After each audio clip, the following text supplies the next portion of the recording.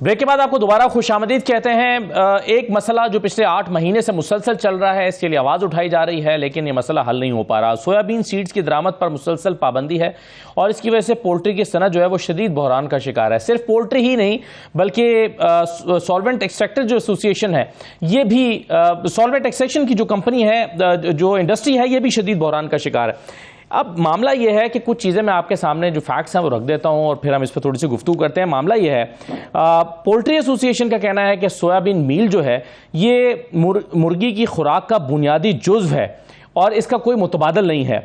फिर गुज़श्ता 8 माह से सोयाबीन सीड्स की दरामद पर पाबंदी है, जिसके बायस खाम माल नापैद हो चुका है। पैदावारी लागत में बेपनाह इजाफे के बायस 40% पोल्ट्री इंडस्ट्री बंद हो चुकी है। मुर्गी के गोश्त की कीमत 680 के करीब पहुंच चुकी है। कीमतों में 67% तक इजाफा हुआ है, यह भी पाकिस्तान पोल्ट्री एसोसिएशन का कहना है। सोयाबीन की इंपोर्ट पर पाबंदी से पोल्ट्री और सॉल्वेंट इंडस्ट्री को अरबों रुपए मालियत का नुकसान हो चुका है। सोयाबीन इंडस्ट्री की जो सीड्स हैं उसकी दरामद पर पाबंदी हर रोज पाकिस्तानी अवाम पर 1 अरब 30 करोड़ का बोझ डाल रही है। इसके अलावा सोयाबीन की इंपोर्ट पर पाबंदी ने लाखों अफराद को बेरोजगार कर दिया है। पाबंदी बरकरार रहने से मजीद बेरोजगारी का खदशा है। और पाकिस्तान पोल्ट्री एसोसिएशन और APSEA का कहना यह है कि सोयाबीन की इंपोर्ट पर पाबंदी शदीद तरीन ग़ज़ाई किल्लत का खदशा जाहिर कर रही है और इससे लगता यह है कि इससे मजीद जो ग़ज़ाई किल्लत है वो बढ़ेगी, क्योंकि अभी मार्केट में तो शायद जो कीमत है वो मुकर्रर की जाती है 650 के करीब, लेकिन मुर्गी का गोश्त कहीं पर 750 और कहीं 800 रुपये में मिलता है।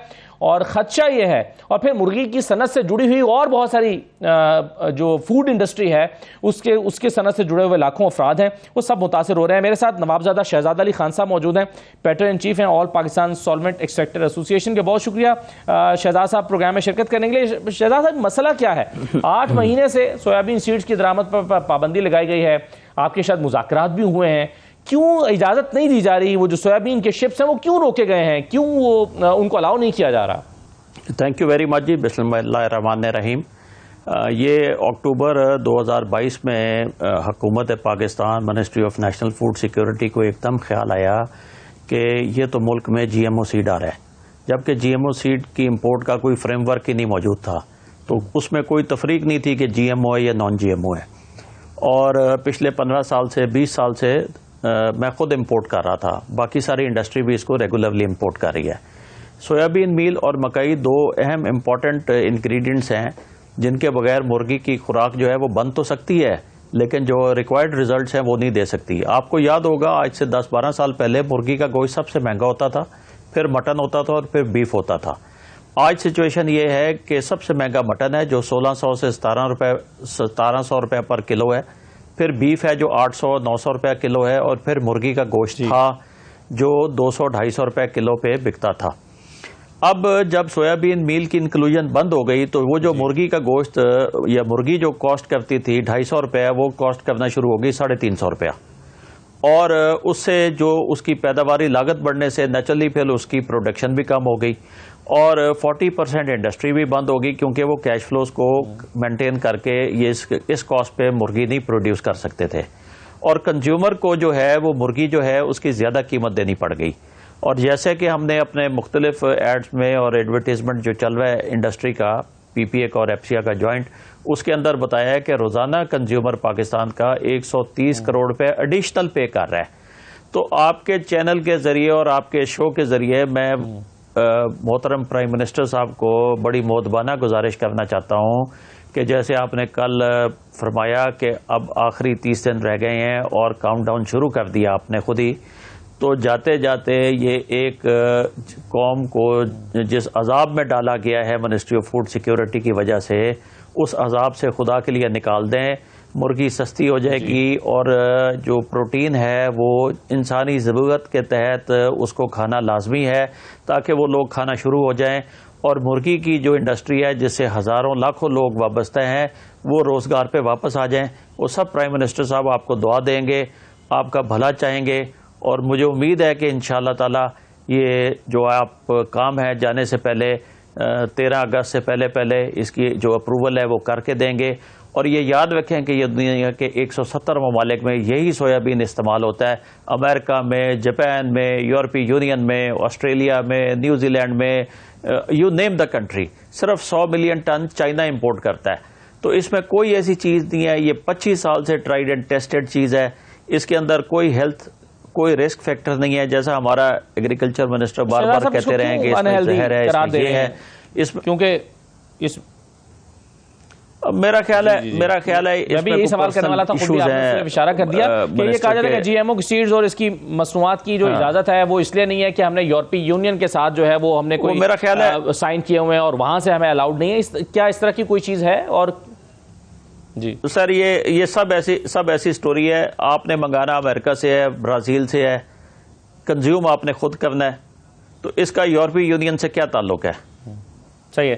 تو سر پھر یہ بتائیں کہ اب یہ آپ کی ڈیمانڈ کیا ہے کہ جو سویابین کے کنٹینرز پھنسے ہوئے ہیں اس کو الاؤ کر دیا جائے، یا آپ سمجھتے ہیں کہ ایسی پالیسی فار ایور بنائی جائے کہ یہ جی ایم او سیڈز جو ہیں ان کو اس میں کوئی حرج نہیں ہے، اس کو الاؤ کیا جائے اور یہ آتا رہے؟ یہ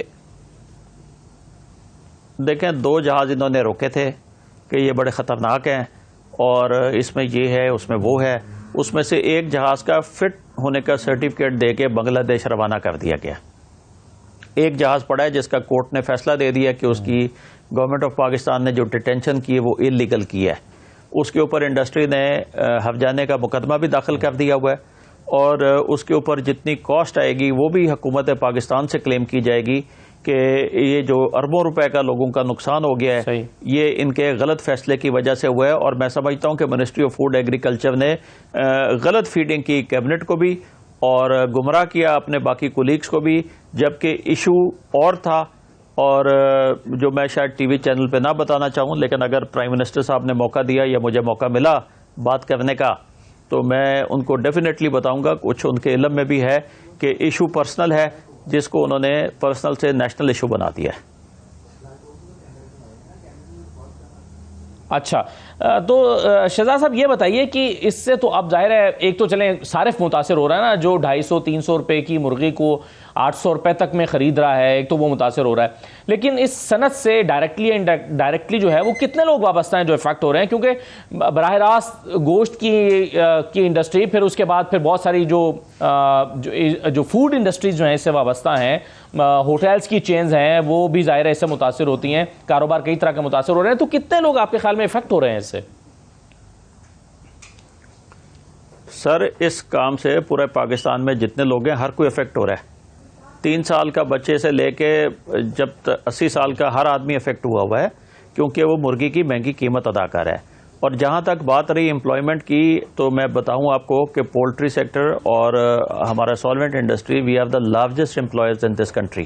کیونکہ ہم لوگ آرگنائزڈ نہیں اور ہماری گنتی ویسے نہیں ہے جیسے نارمل ٹیکسٹائل انڈسٹری کرا لیتی ہے، تو اس وجہ سے وہ کسی نمبرز پہ نہیں آ رہا ہوگا. بٹ جو آپ کی ڈیری اور پولٹری سیکٹر ہے یہ ہائیسٹ امپلائر ہے اس ملک میں اور ان کا رورل اکانومی میں بڑا میجر کنٹریبیوشن ہے.